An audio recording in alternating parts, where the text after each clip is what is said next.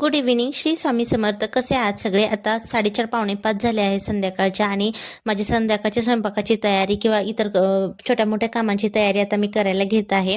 तर आता 5-6 दिवस झाले आपले काही व्लॉग आला नाही चॅनलवरती, सो मी व्लॉगसुद्धा शूट करायला घेतलाय. तर एकीकडे मी भात शिजायला टाकला आहे, एकीकडे मी डाळसुद्धा कुकरला लावून घेतली आहे.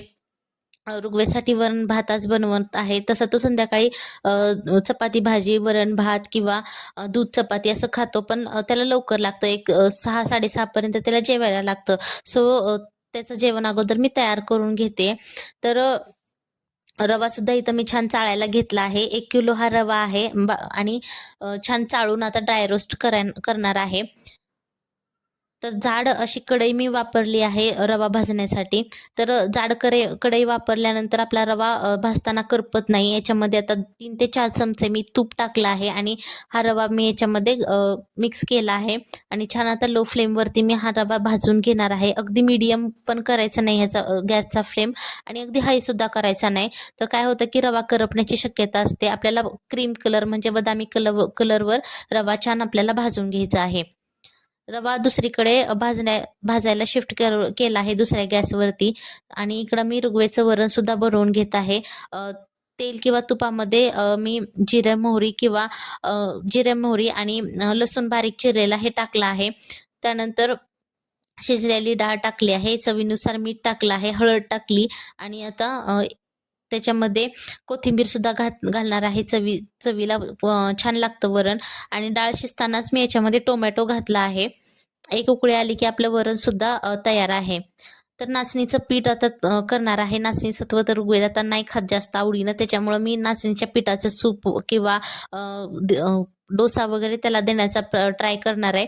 तर छान नाचणी धुवून आता फॅन खाली पाणी निथळून फॅन खाली रात्रभर सुकायला ठेवणार आहे आणि दुसऱ्या दिवशी ह्याचं पीठ करणार आहे. तर आता मी हॉलमध्ये आले आहे आणि हॉलचा पसारा तुम्ही बघताय ना. लहान मुलं ज्यांच्या घरात असतात ते समजू शकतात की किती पसारा होतो. दिवसातून 3 ते 4 वेळा हॉल आवरला तरी पसारा तो तसाच होतो.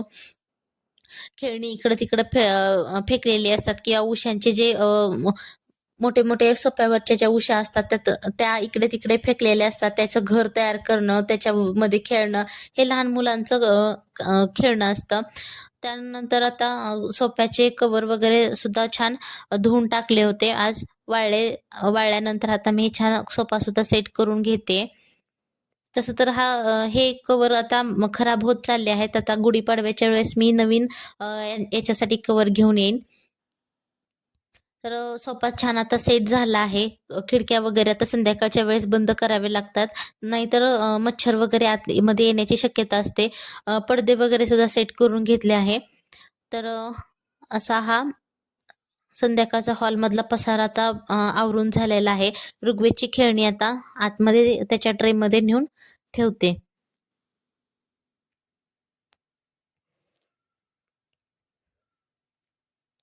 तर आता संध्याकाळची वेळ झाली आहे. सगळ्यांच्याच घरात दिवा वगैरे संध्याकाळचा लावण्याची तयारी होते. तर आता मी सुद्धा दिवा लावायला घेतला आहे. दिव्यामध्ये तसं तेल आहे. वात थोडीशी आता मोठी करून ठेवते आणि त्यानंतर अगरबत्ती लावते. संध्याकाळच्या वेळेस असं दिवा लावला किंवा अगरबत्ती लावली तर काय होतं की मन अगदी प्रसन्न होतं, पॉझिटिव्ह अगदी वाईब होतात आणि आपल्या परंपरेनुसार संध्याकाळचा तुळशीला आणि देवाला हा दिवा लावलाच पाहिजे. तुमच्या घरी लहान मुलं असतील तर त्यांना सुद्धा सोबत घेऊन तुम्ही देवपूजा किंवा दिवा लावणे वगैरे हे सगळं तुम्ही करू शकता. तर काय होतं की त्यांना सुद्धा आपली संस्कृती वगैरे म्हणजे काय होतं कळते की हे संध्याकाळचा दिवा वगैरे हे लावला पाहिजे किंवा शुभंकरोती सुद्धा म्हटली पाहिजे. तसं ऋग्वेद आता खाली गेला आहे खेळण्यासाठी. वर असला की घंटी वाजवतो किंवा अगरबत्ती सुद्धा फिरवतो. शुभंकरोती तसं काही येत नाही, पण माझ्या पाठीमागे तो सूर लावत म्हणत असतो. इतर देवांची नावं वगैरे त्याची पाठ असतात. तो देवांची नावं सुद्धा म्हणतो. तर आता आपली दिवा लावून झालेला आहे. आता खाली मी तुळशीला दिवा लावण्यासाठी जाणार आहे आणि अगरबत्ती लावण्यासाठी सुद्धा जाणार आहे.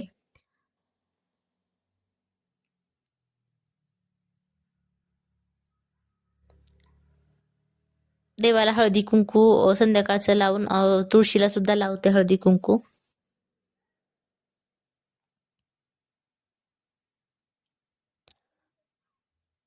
तर अशा प्रकारे देवाचा संध्याकाळचा दिवा लावून झाला आहे.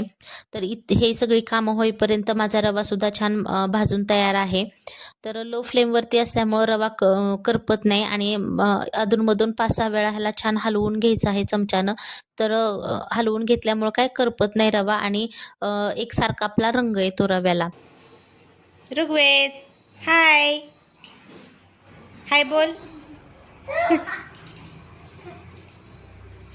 हाय कर की. हा, हे बघ हे बघ हे बघ. हा, जेवण करायचं. काय खायचं? काय नाही.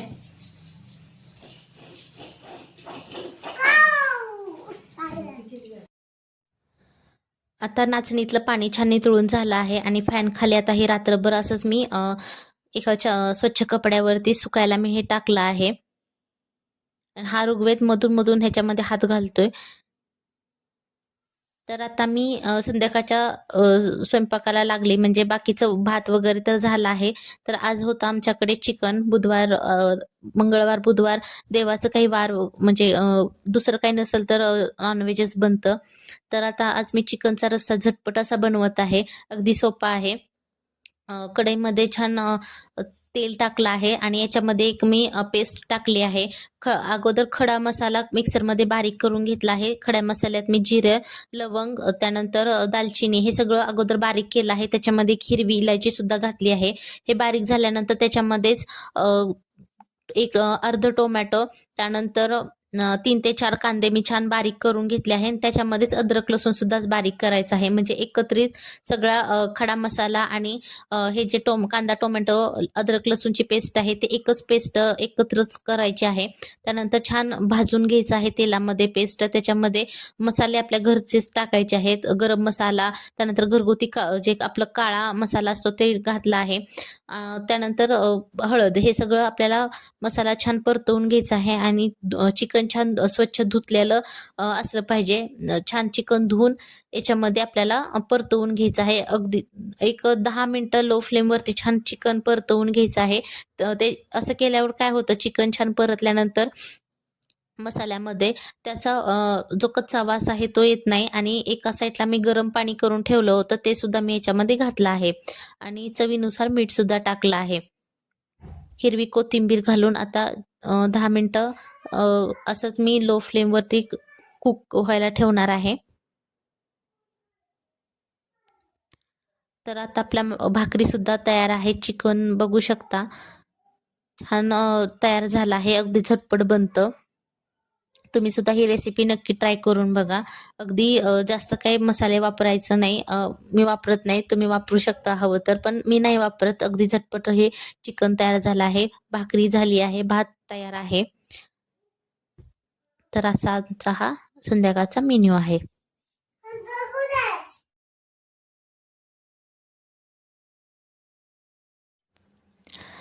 तर टीव्हीकडे बघून तुम्हाला कळलंच असेल की हा आहे बिग बॉस मराठी सीझन 6 चालू आहे. आणि तर बघतात आमच्या घरी पण. तरी मी पहिला म्हणजे सीझन 1 पासून आम्ही फॉलो करतो बिग बॉस. पण यावेळेसचा सीझन काय असं एवढं म्हणावं असं मला तरी वाटला नाही, किंवा कुणाला असं सपोर्ट करावा अजून तरी नाही वाटलं. बघू पुढं जर कोणी चांगलं खेळलं तर त्याला सपोर्ट करू. सो आजच्या पुरतं एवढंच. बाय.